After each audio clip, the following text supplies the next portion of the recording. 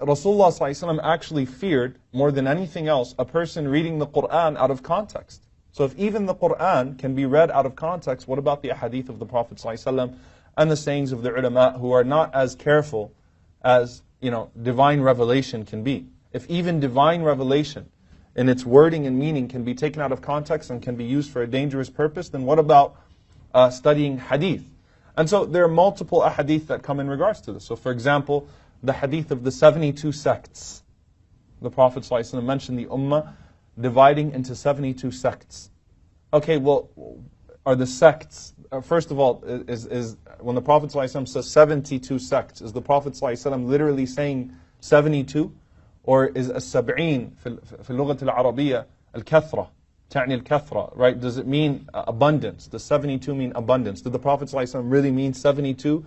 Or did the Prophet ﷺ simply mean there's an abundance of sects? Okay, are all of these sects non-Muslims or are they Muslims? Does that mean that there's only one sect of Islam that's Muslim and that they're all non-Muslims? Or does that mean they are misguided in certain ways, but they're still part of the ummah? Because the Prophet ﷺ says that my ummah will divide into 72 sects.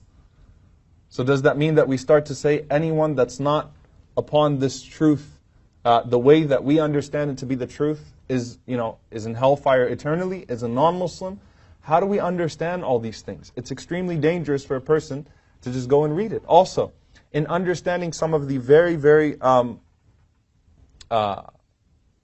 subtle meanings, and this is something I think you guys as students of Arabic can appreciate, how one bi versus li can change the entire meaning. So for example, in the discussion of al-bid'ah, innovation, what constitutes al-bid'ah? When the Prophet ﷺ says, "Man ahdatha fi amrina hadha ma laysa minhu fahuwa rad." Whoever innovates into this affair of ours, that which is not in it, will have it rejected. Now if I was to say, "Man ahdatha li amrina hadha ma laysa minhu," does it change the meaning or not? Dramatically. Okay, in fact, that Imam al-Qarafi rahimahullah ta'ala, he said, "Man ahdatha fi amrina" is bid'ah. "Man ahdatha li amrina" is sunnah. Okay, which means to find ways. If you change the fi amrina means if you innovate within the religion itself. Li amrina means to use things to spread and establish sunnah, is sunnah in and of itself.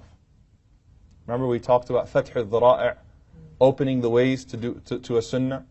So for example, the use of the microphone. Okay, so that the people can hear someone in the salah. Right? Now, Allahu A'lam, now it could become bid'ah, for example, if you start changing the microphone, and because you know where technology is going, right? So no matter how you read into it, somehow it's going to make you sound like Sheikh Mar al-Mu'aykili, or it's going to make you sound like Husari. Allahu A'lam where it's going, right? This idea of using the mic and the sound system and so on and so forth. But using a microphone so that people can hear, so a large distance can be covered, so more people could hear the adhan. Is it bid'ah?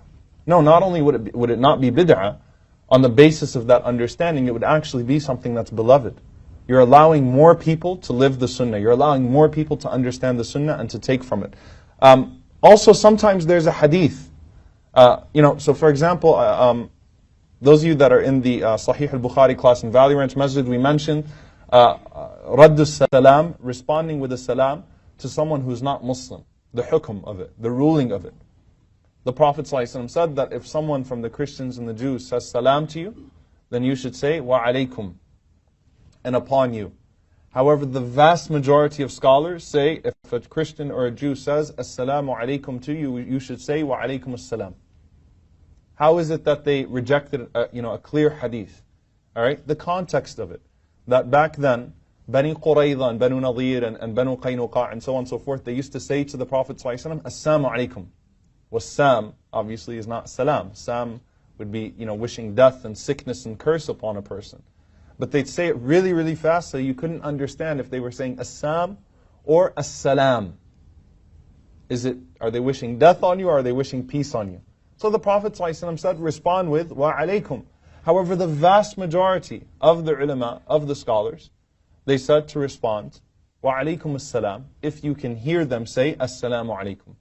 That would constitute an apparent rejection of the hadith, but it's not a rejection of the hadith.